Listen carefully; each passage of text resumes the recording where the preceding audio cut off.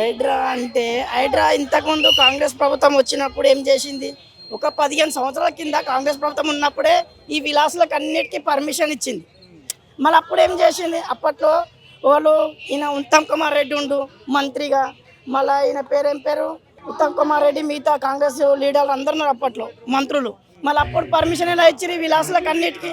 అప్పుడే ఒక 15 సంవత్సరాల క్రితం చేసి ఉంటే ఈ బిల్డింగ్లే కట్టకపోతుండే, చాలా ఇదంతా డెవలప్ లేకపోతుండే.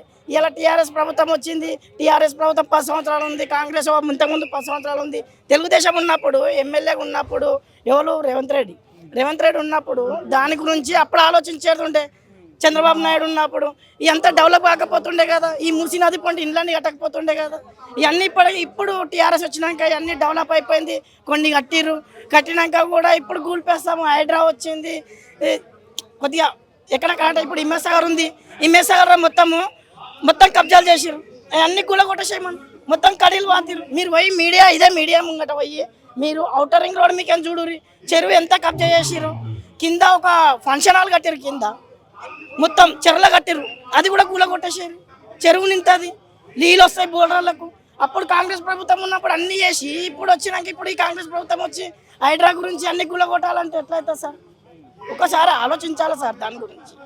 ఎందుకంటే చాలామంది గరీబ్ వాళ్ళు లోన్ తీసుకొని కట్టుకోరు, చాలా ఇబ్బందులు ఉన్నాయి. ఎట్లా చేస్తాం చెప్పు? మాది కన్నా పాత విలేజే మాది, పాత విలేజ్లా ఇప్పుడు చేయాలిగా ఏదో ఒకటి. ఇప్పుడు కాంగ్రెస్ ప్రభుత్వం వచ్చి అన్నీ చేస్తుంటే ఎట్లుంటుంది? గరీబ్ వాళ్ళ గులగొట్టకురి, ఉన్నలే గులగొట్టురి. ఏడ గులగొడుతుంది, ఎన్ని కబ్జాలు చేస్తున్నారు చూడుపో మొత్తం చూడండి. ప్రతి మధ్యతరగతి పేద మనుషులకి వాళ్ళు కనే మొదటి కళ సొంత ఇల్లు అండి. సో ఆ సొంత ఇల్లు ఇప్పుడిప్పుడే నెరవేర్చుకొని మేము ఒక 2-3 సంవత్సరాల వరకు ఇప్పుడే జస్ట్ ఎంటర్ అయినాం హౌస్లోకి, ఈఎంఐలు కడుతున్నాం.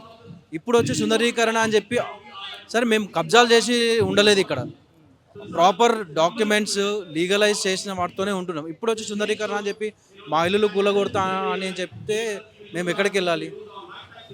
ఇది సుందరీకరణ అనే పేరుతోటి ఇటువంటి క్రిమినల్ వేస్టేజ్ అండి ఇదంతా. లైక్ మనుషుల్ని బాధ పెట్టడము, పీస్ ఆఫ్ మైండ్ తీసేయడం మనుషుల దగ్గర నుంచి. మీ మేనిఫెస్టోలో ఉన్నాయి, ఫస్ట్ నెరవేర్చండి ప్రజలకి, తర్వాత మీరు సుందరీకరణ చేయొచ్చు. సార్ సుందరీకరణ చేస్తా అంటారు, ఏం చేస్తారు? సుందరీకరణ చేసి ఉన్న ఇల్లులు కూలగొట్టి మళ్ళీ బిల్డింగ్స్ కడతామంటారు కదా, అప్పుడు బఫర్ జోన్ కిందకి రాదు అవన్నీ. సో మా ఇల్లులు మాకు ఉంచండి, మాకు కంపెన్సేషన్ ఏమొద్దు. మీరు ఇచ్చే డబుల్ బెడ్రూమ్ ఇళ్ళలో ఉండడానికి అవి నిరుపేదల కోసం కట్టిన ఇల్లు అండి. మేము డీసెంట్ శాలరీ తీసుకొని, సో కొంతమంది కోట్లు ఇన్వెస్ట్ చేసాను, మేము వెళ్ళి దాంట్లో డబుల్ బెడ్రూమ్లో ఉండలేము. సో మా ఇల్లులు మాకే ఉండాలి. సుందరీకరణ చేయండి, కానీ without any loss to public అండి.